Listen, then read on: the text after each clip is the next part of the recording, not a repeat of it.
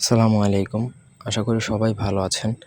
আজ আমি আপনাদেরকে একটা শুকনা বান মারার মন্ত্র দিব। শুকনা বান বলতে কি, এই বানটা যদি কারোর উপর একবার কেউ প্রয়োগ করে ফেলে তাহলে সে শুকাতে থাকবে। আমাদের আশপাশে অনেক মানুষ দেখা যায় যারা যতই চেষ্টা করুক না কেন দিন দিন শুকাতেই থাকে এবং একটা সময় শুকাতে শুকাতে কাঠের মতো হয়ে যায়। তো অনেক ক্ষেত্রে এগুলা ধরে নিতে পারেন যে তার উপর হয়তোবা কেউ জাদুটনার প্রভাব আছে।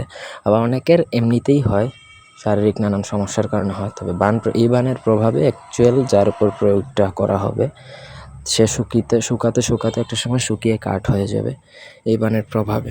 তো আমি পুরো ভিডিওটা নিয়ম সহকারে বলে দিব, একান্ত প্রয়োজনে আপনারা প্রয়োগ করতে পারেন।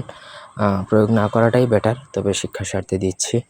আমার চ্যানেলটা সাবস্ক্রাইব করবেন, লাইক কমেন্ট শেয়ার করবেন। আপনাদের ব্যক্তিগত যে কোনো প্রয়োজন কিংবা যে কোনো কাজ আমাদেরকে দিয়ে করাতে চাইলে স্ক্রিনে দেওয়া নাম্বারে সরাসরি ফোনে, হোয়াটসঅ্যাপে কিংবা ইমোতে যোগাযোগ করে যে কোনো কাজ করাতে পারেন, দেশে বা দেশের বাইরে থেকে। কিছু বালি পোড়া দিয়ে ছবি এঁকে, প্রথমত কিছু বালি নেবেন, এটা পড়বেন, উপরোক্ত মন্ত্র দ্বারা ছবি আঁকবেন। ছবি এঁকে মোমবাতি ও আগরবাতি জ্বালিয়ে প্রাণ প্রতিষ্ঠা করতে পারেন। বালির গুঁড়া দিয়ে আমরা অনেক মানুষের মাথার মতো আঁকবেন, হাতের মতো আঁকবেন। অবিকল হতে হবে না, জাস্ট একটা মানুষের আকৃতি হবে। তারপর প্রাণ প্রতিষ্ঠা মন্ত্র দ্বারা প্রাণ প্রতিষ্ঠা করবেন। তারপর উল্লেখিত মন্ত্র 9বার পরে 9টা ফু দিয়ে ছবিতে হাত দিয়ে মারতে হবে। মানে উপরোক্ত মন্ত্রটা আপনি প্রথমত বালু দ্বারা পড়বেন, তারপর মানুষের মূর্তিটা আঁকবেন, প্রাণ প্রতিষ্ঠা করবেন ওই মূর্তির। তারপর 9বার মন্ত্র পরে ফু দিয়ে ছবিতে হাত দিয়ে মারবেন। ঠিক আছে, 9বার মন্ত্র পড়বেন, 9টা থাপ্পড় দিবেন ছবির মধ্যে, ব্যাস আপনার কাজ শেষ।